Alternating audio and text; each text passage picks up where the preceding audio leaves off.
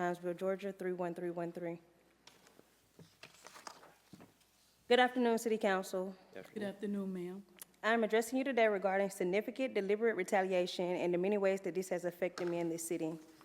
Deliberate retaliation is the intentional, calculated act of an official who ignores complaints or withholds an adequate response in order to punish a person for exercising their protected rights. This is more specific than a simple case of neglect because the inaction is not accidental or careless. Instead, the ignoring of complaints is a form of passive-aggressive retribution. My first concern is about the lack of formal complaint processes and follow-ups from both the Hinesville Police Department and the local Department of Children and Family Services. This issue has led to unresolved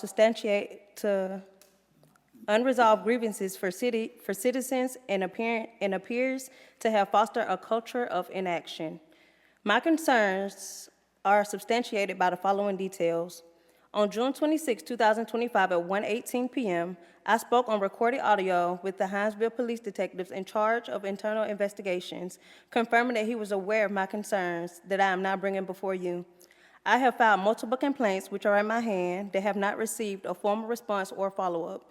This is 3 written complaints submitted to the Hinesville Police Department, 2 audio recorded complaints made to the Hinesville Police Department internal investigations, and 3 complaints submitted to the Department of Family and Children Services.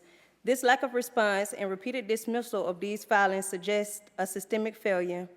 Instead of formal resolutions, the process has involved officers in the Department of Family and Children staff instructing me to refile or dismissing my complaints altogether. For example, on the recorded audio on September 24, 2025 at 11:13 a.m., Sergeant Probst of the Hinesville Police Department explicitly stated that Hinesville lacks a formal process for handling civilian complaints against officers or the department. On that same recorded audio, Sergeant Probst stated that my earlier complaints were passed off and pushed back by more important incoming complaints. He indicated that I would receive a response by October 9th, but no such response was received. This documented pattern of ignoring formal complaints in the apparent absence of a clear process is unacceptable for a municipality and its residents. I'm appealing to this City Council to take direct action to address civilian complaints by the Hinesville Police Department and the local Department of Family and Children Services, and to establish a transparent and effective formal complaint procedure for all city residents, ensuring proper documentation, follow-up, and response for all submitted grievances, to implement a system of oversight and to ensure that these city departments are held accountable for their actions and inactions, and to review and implement the citizen-initiated ordinance sent to the city manager and the city clerk on October 7, 2025. To provide additional context, I invite any resident of Hinesville, Georgia who has experienced similar issues to contact me at nomoreexcuseshinesville@gmail.com to share your story.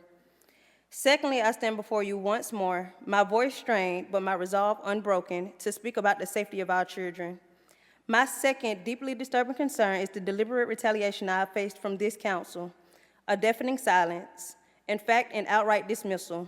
This deliberate inaction is intended to send a message that making a complaint is unwelcome and risky, to maintain a power structure where officials are not held accountable. Since March 6, 2025, I have come to this office repeatedly, leaving behind a trail of ignored requests for a formal meeting. The police and the Department of Children and Family Services have shown the same disregard. On October 2nd, I stood here with documentation and the weight of our community's pain. It is now October 16, 2025, and nothing has changed. My family is still suffering, the victims are still being victimized, and this city continues to fail them. A city's character is shown by how it protects its most vulnerable. Your response has been a deliberate chilling inaction. There are only 2 reasons for this. Either you don't know or you don't care. My presence here today, after all this time, proves that you just don't care. This isn't just an oversight, it's a deliberate choice to ignore a serious, documented crisis. When a crisis unfolds, we don't debate the problem, we act, yet here we are. The allegations are mounting: sexual assaults at First Preparatory Christian Academy and LaVea's Heavenly Daycare, reports of police refusing to conduct forensic interviews and follow-ups, and a pattern of harassment and retaliation against victims' families. And how does this city respond? With legal documents designed to deny accountability. I would be mortified if my only defense was to evade responsibility.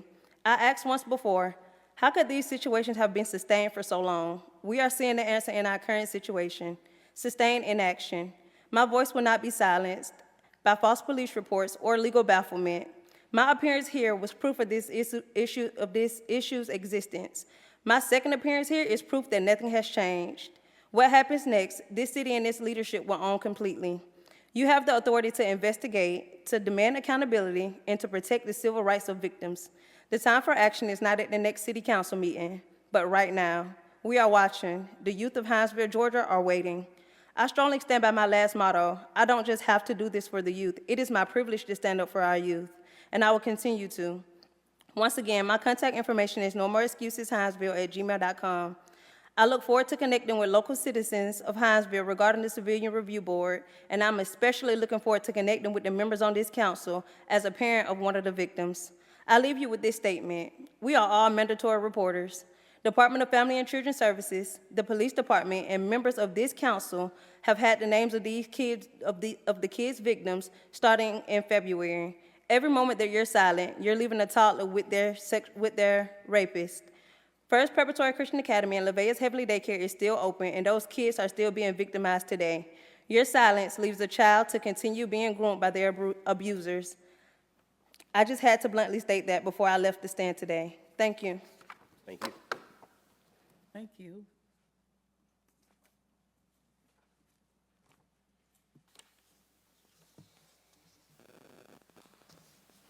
That brings us to our reports.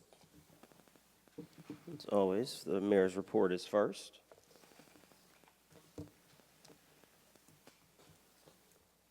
Firstly, Councilmember Ortiz, congratulations on another successful Hispanic Heritage Festival. I will leave. I'm sure you're going to talk about that a little bit. We want to thank the city for their support. You'll have every opportunity for that. Local sports leagues are finishing up at the Recreation Department. I was blessed enough to be able to coach 2 girls' flag football teams. The very first year that the Rec Department is